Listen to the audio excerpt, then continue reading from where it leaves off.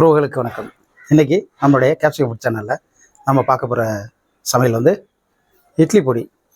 இந்த இட்லி பொடி ரொம்ப சுவையாக உடம்புக்கு ஹெல்த்தான ஒரு இட்லி பொடி. இது எப்படி செய்யலாங்கிறத பார்க்கலாம் வாங்க. இந்த பொடி செய்ய தேவையான பொருள் வந்து 100 கிராம் கடலைப்பருப்பு, வெள்ளை உளுந்து 100 கிராம், வேர்க்கடலை 1 கைப்பிடி, வெள்ளை எள்ளு 2 ஸ்பூனு, 1/4 டீஸ்பூனு மிளகு, 5 பூண்டு பல், 2 சின்ன கட்டி பெருங்காயம் 2, பட்டை மிளகாய் 7, தேவையான அளவுக்கு உப்பு, 1 ஸ்பூனு எண்ணெய்.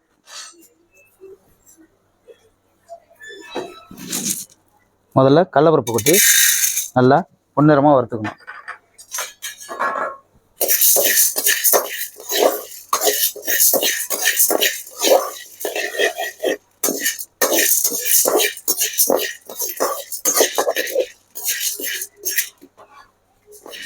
கடலைப்பருப்பு நல்லா வறுந்துடுச்சு. இதை பாத்திரம் மாற்றிடலாம், வேறு பாத்திரம். இப்போ இந்த உளுந்து 1 கப் உளுந்து வறுத்துக்கலாம்.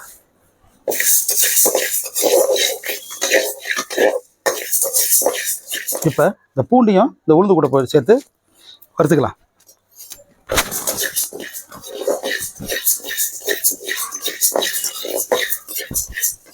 உளுந்து நல்லா வறுத்து விட்டுட்டு இப்போ அது இறக்கிடலாம்.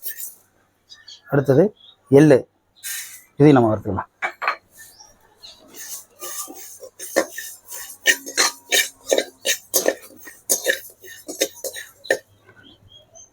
எள்ளு அப்படியே பொரியுது பாருங்க.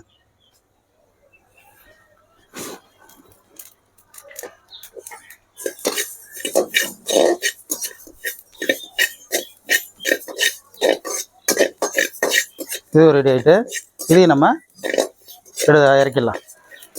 மிளகு, பெருங்காயம் இதையும் நம்ம எடுத்துக்கலாம்.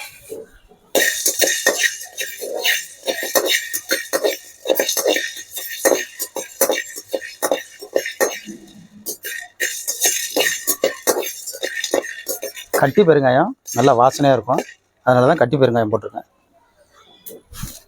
இது ரெடி ஆகிட்டு இதையும் இறக்கிடலாம். வேர்க்கடலை இதுவும் ஏற்கனவே பொரிச்ச வேர்க்கடலை தான், இருந்தாலும் சும்மா ஒரு லேசாக ஒரு வாட்டை, அவ்வளோதான்.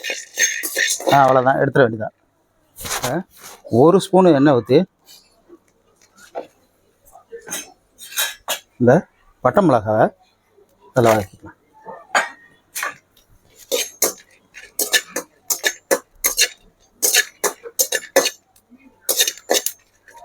அதுவும் வதங்கிட்டு இப்போ அதையும் நம்ம எடுத்துடலாம்.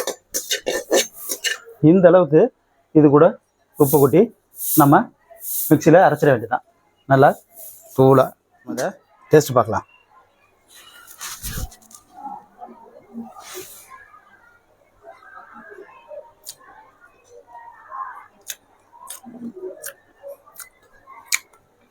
ஆஹா, இந்த எள்ளோட வாசனை, நிலக்கடலையோட வாசனை, பூண்டு மிளகுன்னு ஒரு டிஃப்ரெண்ட்டான டேஸ்ட்டில் இருக்குது. இதை நம்ம பருப்பு பொடியாகவும் சாப்பாட்டில் கலந்து சாப்பிட்றதுக்கு பயன்படுத்தலாம். அந்த அளவுக்கு ஒரு டேஸ்ட்டாக இருக்குது, வித்தியாசமாக இருக்குது, ரொம்ப ரொம்ப நல்லா இருக்குது. இதை மாதிரி நீங்களும் செஞ்சு சாப்பிட்டு பாருங்கள். இந்த மாதிரி சாப்பிட்ற வீடியோ, சமைக்கிற வீடியோ, நல்ல கண்டென்ட் உள்ள வீடியோ பார்க்கணுன்னா நம்ம கேப்சிகம் ஃபுட் சேனலை தொடர்ந்து பாருங்கள். சப்ஸ்கிரைப் பண்ணுங்கள், லைக் பண்ணுங்கள், ஷேர் பண்ணுங்கள், உங்கள் நண்பர்கள்கிட்டே சொல்லுங்கள். ஸ்கிப் பண்ணாமல் பாருங்கள். எனக்கு தொடர்ந்து ஆதரவு கொடுங்க. உங்களுடைய ஆதரவு தான் புதிய புதிய சமையலை போடுறதுக்கு எனக்கு ஒரு உற்சாகத்தை கொடுக்கும். உங்களுடைய ஆதரவு என்னன்னைக்கு வேண்டும். நன்றி உறவுகளே.